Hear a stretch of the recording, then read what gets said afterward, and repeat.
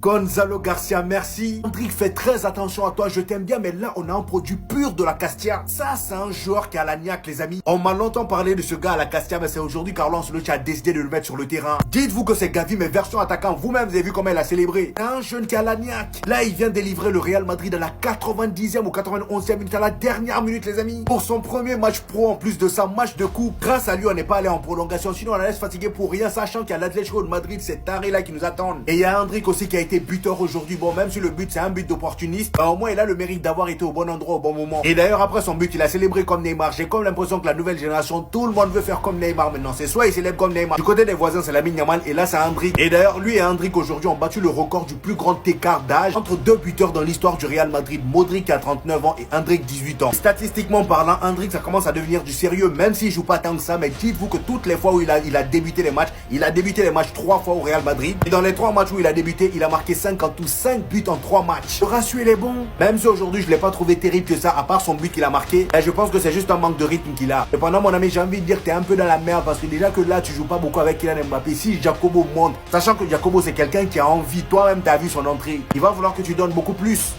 Vous le connaissez pas? Je vous le présente, Gonzalo Garcia. Je vous le présente avec son but d'une telle importance, d'une telle détente, qui vient éviter les prolongations au Real Madrid, qui vient offrir la victoire au Real Madrid à une dizaine de minutes après son entrée. Très loin, très loin du niveau affiché par Jacobo Ramon en début de match. On va y revenir et parlons de l'instant présent, car ce jeune homme, du haut de ses jeunes 20 ans, aujourd'hui vient littéralement sauver le Real Madrid. Littéralement dans le désespoir. Vous ne reconnaissez plus mon équipe, les gars. La défense, un désastre. L'attaque, ça voulait pas terminer, ça voulait pas prendre d'initiative. Mais je savais que la solution dans un tel match viendrait de l'un de nos jeunes joueurs. Ouais, parce que ça commençait à beaucoup trop critiquer la Fabrica en cours de match là. Nous aussi, on a des joueurs qui peuvent faire des choses. Raúl Asensio en est le parfait exemple. Aujourd'hui, ce deuxième en est le parfait exemple. Même si ça s'est plus que très mal passé pour Jacobo Ramon. Mais comptez pas sur moi pour le critiquer. Même si je n'ai pas vu ce stress avec Raúl Asensio, je suis là pour vous rappeler que tous les joueurs ne gèrent pas la même pression de la même manière. C'était un match super important. Et là, en l'occurrence, Carlo Ancelotti, il l'a mis directement dans le grand bain. Même si en l'occurrence, là, je pense que Carlo Ancelotti, il va le nexter très rapidement. Je ne lui en veux pas. Parce que là, j'imagine son dépit. J'espère qu'il se remettra très vite dans le bain. En vrai, les gars, venez, on s'arrête 2 minutes, c'est pas possible. C'est juste dans leur ADN, en vrai. C'est juste dans leur ADN. Un random qu'on connaît ni d'Adam ni d'Ève. Madrid est en train de souffrir. Ils allaient partir en prolongation face à Leganés, qui est une très mauvaise opération, sachant qu'ils ont un derby à jouer ce week-end et qu'ils affrontent City pour les barrages en Ligue des Champions. Le petit Garcia, âgé de, je pense, je sais pas, 20 ans, vient débloquer le match sur la dernière action avant les prolongations. Madrid s'impose 3-2. Leganés qui aura quand même mis en difficulté le top 4 de Liga en battant le Barça, en battant l'Atlético, en faisant match nul face à Bilbao et en perdant ce soir 3-2 face à Madrid. On commence le match sur un but de Modric et ensuite un but de Hendrik en tant que renard des surfaces. Leganés lâche pas et obtient un penalty. C'est d'ailleurs un doublé pour Kroos ce soir. Madrid s'est fait peur jusqu'à la 92e minute, les gars. Sortir en prolongation face à Leganés, ça allait être l'une des pires opérations possibles, surtout avec tous les absents. Mais comme je vous l'ai dit, cette équipe-là a arraché des victoires dans les dernières minutes, c'est dans leur ADN. Un random qui vient carrer Madrid en fin de match. Enfin bref, sinon vous les gars, vous en pensez quoi? Ramenez-vous sur la pensée, on s'en est. ¡Qué pequeño! ¡Qué grande historia para el pequeño! Les gars, c'est incroyable ce qui vient de se passer avec Gonzalo Garcia au Real Madrid. Il faut savoir que ce petit jeune joue avec la Castilla. Il est attaquant, il a 20 ans, il a 19 buts en 21 matchs. C'est un des petits jeunes qui déchaîne les foules du côté de la formation madrilène. On en parle énormément. Il a déjà été sur le banc 1 ou 2 fois cette saison avec les pros sans jamais rentrer. Aujourd'hui, pas de Mbappé. Rodrigo qui joue la première mi-temps, Vinicius qui joue la deuxième. Brahim, Hendrik, Güler, tous titulaires.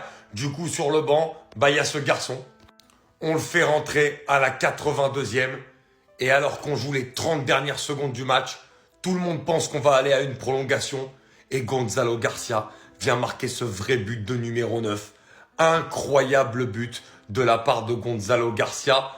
Il faudra peut-être compter avec ce garçon dans quelques années au Real Madrid parce que franchement, déjà là, il vient de les sauver. C'est un but vraiment salvateur pour le Real Madrid. Parce que s'économiser une prolongation en ce moment, c'est hyper important avec les prochaines échéances qui arrivent en championnat et surtout dans une semaine en Ligue des Champions. Et en plus, marquer comme ça un but aussi important sur tes 8 premières minutes en Liga, alors que t'es quasiment à un but par match avec les jeunes, c'est incroyable. Gonzalo Garcia, merci dans un premier temps et au revoir. Évidemment, comme tous les joueurs du Real Madrid qui ont marqué un but important, on te reverra à Levante ou à Valladolid dans 4 ans. Et puis voilà, quoi, c'est tranquille. T'as sauvé la peau d'Ancelotti. C'est drôle qu'un mec de la Castilla, d'ailleurs, évite une espèce de mini-crise au Real Madrid puisque t'as perdu contre l'Espagnol. Et là, tu gagnais 2-0 contre Levante, tu t'es fait remonter à 2-2, ce qui est une véritable honte, hein. Surtout avec une équipe de Levante qui n'est même pas une équipe compliquée à gagner, puisque ce n'est pas une équipe qui, ce soir en tout cas, a défendu à 11 derrière non plus, faut pas abuser. Non, franchement, ça fait de la peine. Au club depuis tout petit, il est là, il marque un putain de but en plus, un centre sublime de Brahim Diaz sur une tête, comme quoi faire des centres sur des numéros 9 qui savent jouer de la tête, et ben tu marques des buts, hein. Bah ouais, mais quand t'as pas de numéro 9, et ben tu peux pas. Et du coup, tes centres, ils servent à rien. Bon, remarque, quand t'avais Hendrick, tes centres servent à rien non plus, tellement il était nul. Mais bon, en tout cas, merci pour la qualification en demi-finale. Et je sais que je te reverrai jamais, donc tranquille, quoi. Alvaro Rodriguez et plein d'autres avant toi en ont fait les frais, s'il y a rien de personnel, hein. C'est juste qu'Ancelotti, t'es espagnol, tu viens de la Castilla, non. Non, ça l'intéresse pas. Que ça a été compliqué, les gars. C'est compliqué. Sauvé dans les derniers instants par Gonzalo Garcia.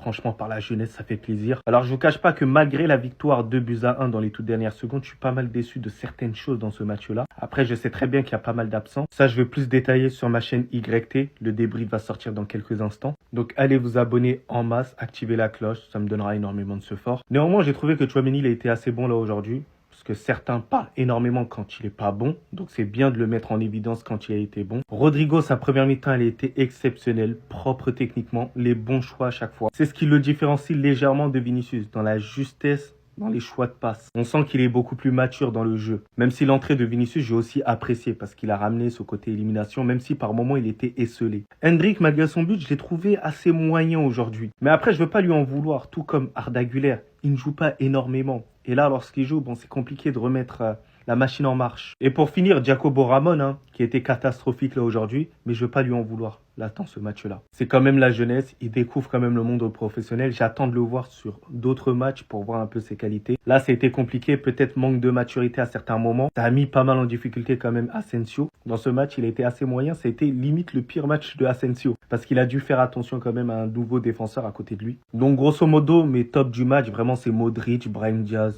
et Rodrigo. Valverde, je l'ai trouvé un peu en difficulté parce qu'il est hyper fatigué. Ça se voit sur le terrain. Il est usé, les gars. Il est usé. Et ça, dans tous les cas, je vais en détailler plus sur YT.